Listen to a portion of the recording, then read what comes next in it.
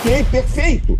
A minha discussão não é essa. A minha discussão é de um farsante que não tem história nenhuma. Pega aí, por favor. Eu não vou nem muito além. 3 últimos anos. Me diga onde Pablo Marçal se posicionou nas temáticas da direita. Em lugar nenhum.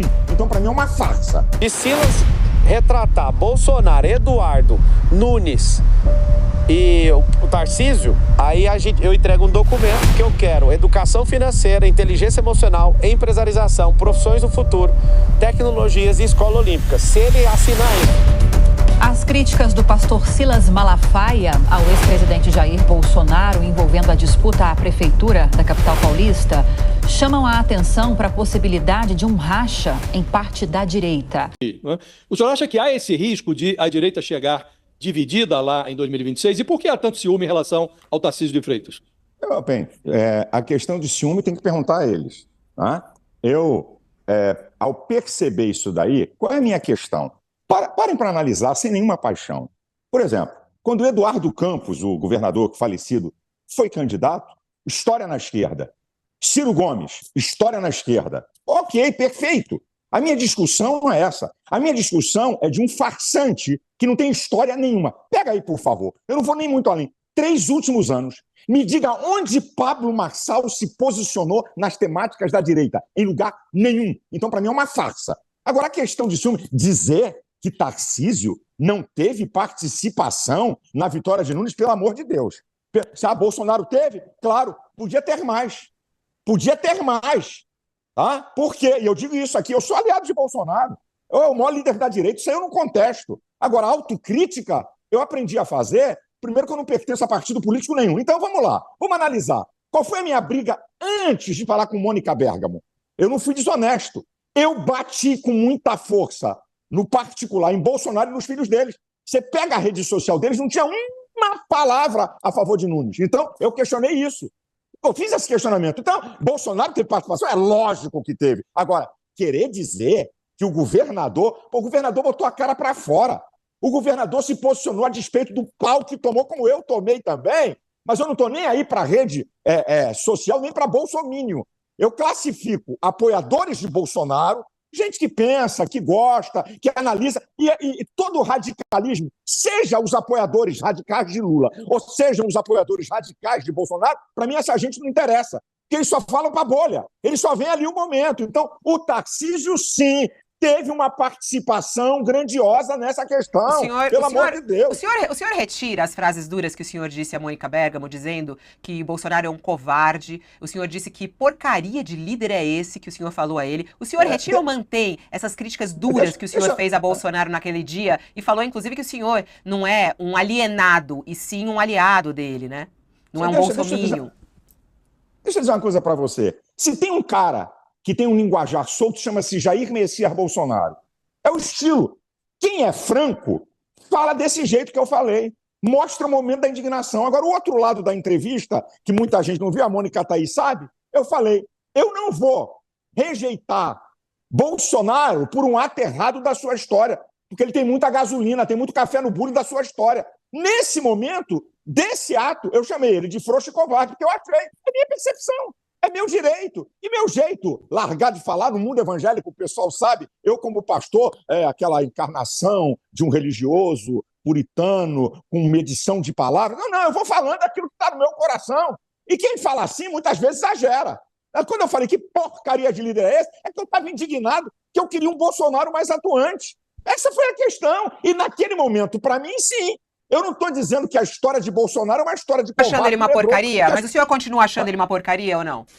Minha filha, não adianta você querer isolar uma palavra minha que você não vai levar essa com muito respeito a você. A porcaria foi no momento, meu jeito de falar em relação à atitude dele. Claro que Bolsonaro é uma porcaria. Quando eu falei que porcaria de líder, é uma expressão forte para dizer que líder é esse que não se posicionou nessa hora. Isso é força de expressão e honesta, sabe? Eu não maqueio palavras para saber o que a opinião pública vai saber. Primeiro que não é porcaria. A expressão minha é uma expressão forte para dizer que porcaria é essa de um cara, uma linguagem, o linguajado brasileiro que não se posicionou de força, mostrar que esse é meu candidato. É isso, querido. Não é nada mais além disso. Me permite utilizar o seu raciocínio para projetá-lo para 2026. Nesse momento, o grupo ao qual o senhor pertence, o grupo da direita, o conservadorismo nacional, está diante de um dilema e precisa discutir esse dilema. O Bolsonaro está inelegível para 2026. Pode ser que ele obtenha uma anistia no Congresso, pode ser que o Supremo venha a derrubar a inelegibilidade do TSE, mas essas possibilidades são hoje possibilidades menos prováveis, né?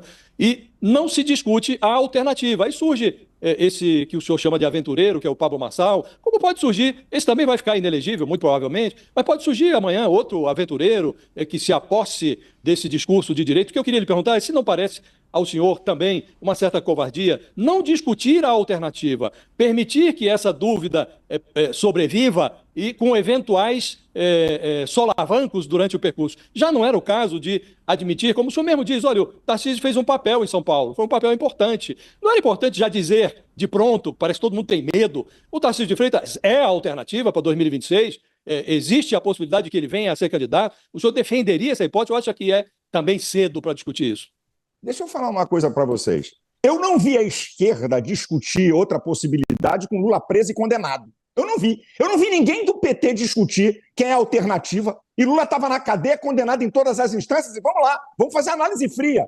O STF condenou Lula porque não deu o habeas corpus. Depois de Lula preso, a segunda turma negou por 3-2. Então, o STF também condenou Lula. E eu não vi ninguém do PT discutir alternância. Agora, vamos lá. Inegibilidade de Bolsonaro. Bem, se o STF não liberar Bolsonaro, vai dar uma demonstração que é partido político. Quais são as duas causas da inegibilidade de Bolsonaro? Uma reunião com embaixadores, onde ele criticou a imaculada, santa, inerrante urna eletrônica, que o ministro Flávio Dino já disse cobras e largatos dela anteriormente. Então, a inegibilidade é por causa disso. E outro, o presidente tem poder de convocar embaixadores. Segundo motivo, uso do poder político e econômico. Essa é a maior vergonha. Primeiro, o evento de 7 de setembro não foi no lugar da parada. Segundo, quem pagou o trio foi eu. Então, é pueril, é vergonhosa a inegibilidade de Bolsonaro em relação a Lula, que foi liberado. Pô, é uma coisa escandalosa se manter Bolsonaro inelegível. Então, eu acho que não é hora, por quê? Minha visão, respeitando o contrário, porque eu quero ver a decisão do STF. Na hora que o STF está na mão de Fux, que vai dar o parecer, vai enviar para o plenário, na hora que o STF disser ele está inelegível, se essa for a decisão que para mim vai ser vergonhosa do STF, aí ok, aí eu discuto quem é. Agora, preste atenção nisso aqui. O senhor está desconsiderando nessa sua análise todo o contencioso que está no Supremo, né, que envolve tentativa de golpe de Estado. Que ainda não foi nem... Que tentativa de golpe? Isso é uma vergonha. Sim, mas isso não foi nem debatido ainda. Meu amigo, a esquerda fez muito pior do que isso e nunca ninguém disse que é golpe. Então, para mim é o seguinte, vamos ver. Tá, Bolsonaro está inelegível, eu vou partir agora para a tua pergunta e teu questionamento. Bolsonaro está inelegível. Não é problema aparecer 1, 2 ou 3 candidatos que tenham história na direita. Para mim não é esse o problema. Aí vamos lá. Aí vem o Tarcísio como candidato, o governador de Goiás como candidato. Qual é o problema? Eles têm história. Eu posso não concordar com um ou com o outro. Tem história, tem direito de ser candidato. Sabe por quê? Porque lá na frente é igual à esquerda. Pode ter Ciro Gomes como candidato a presidente? Pode. Ele tem história. Pode ter outro que tenha história? Ok. Mas lá na frente eles vão convergir. Agora, escute isso aqui. O que não pode, gente, é a direita ficar embebecida por um farsante. Essa que é a minha questão. Não é questão que apareçam outros nomes. Então, mas, pastor...